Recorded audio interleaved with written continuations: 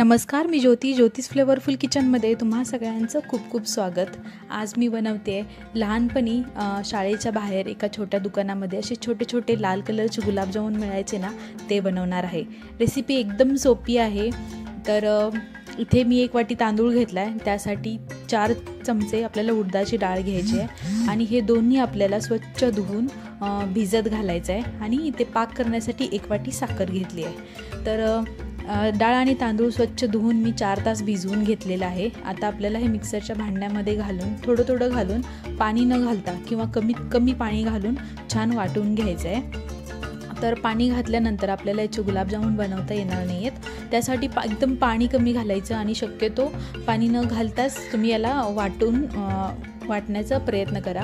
इथे मी एकदम थोडंसं 2-3 चमचे पाणी घालून हे छान पीठ तयार करून घेतलेलं आहे। ते बाजूला ठेवायचं आणि इकडे आपल्याला पाक करायला घ्यायचा आहे।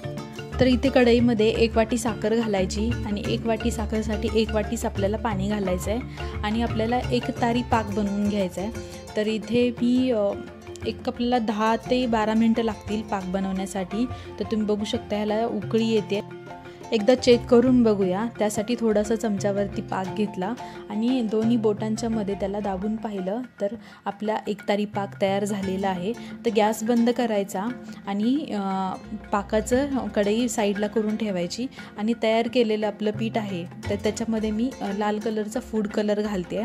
जे लहानपणी जे लाल कलरचे गुलाबजामुन मिळायचे ना, ते तसेच बनावे यासाठी मी ते फूड कलरचा वापर करते आहे। तर एकदम भारी गुलाबजामुन लागतात हे। कोणी खाल्ले आहेत आणि आम्ही लहान असताना आमच्या शाळेच्या दुकानाबाहेर जे दुकान होतं तर त्याच्यामध्ये 50 पैशाला 2 आणि 1 रुपयाला 4 असे गुलाबजामुन मिळायचे। तर तुम्ही असे गुलाबजामुन कधी खाल्ले आहेत का तुमच्या लहानपणी, आणि 1 रुपयाला तुमच्याकडे किती गुलाबजामुन मिळायचे हे मला कमेंटमध्ये नक्की सांगा।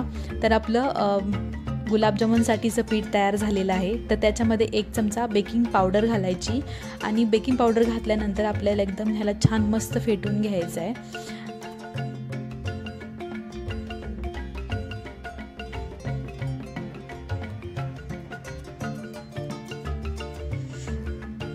तर पीठ तयार झालेलं आहे। तर गुलाबजामुन तळायला घेऊया। तर इथे मी कढई गरम करायला ठेवली आहे आणि एक थोडासा तुकडा टाकून चेक करून बघितलं की तेल गरम झालं की नाही।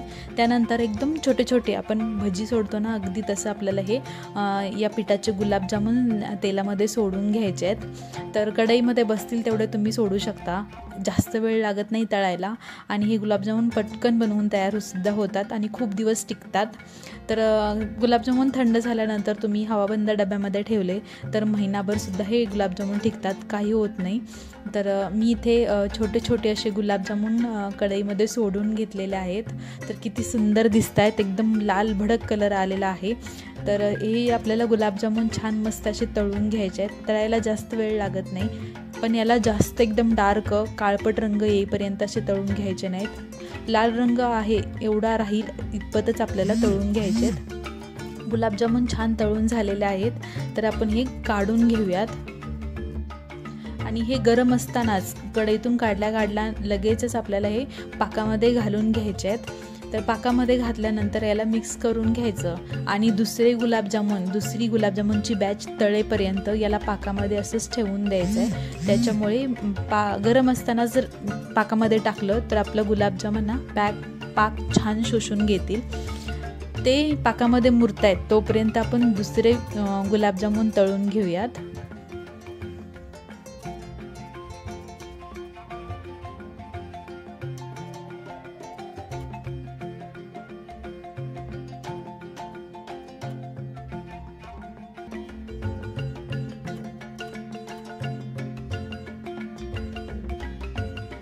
अशाच प्रकारे मी सगळे गुलाबजामुन तळून घेतलेले आहेत आणि पाकामध्ये छान मुरवत ठेवायचे आणि एक अर्धा तासानंतर आपल्याला लगेच याला काढून घ्यायचं आहे पूर्ण पाकामधून।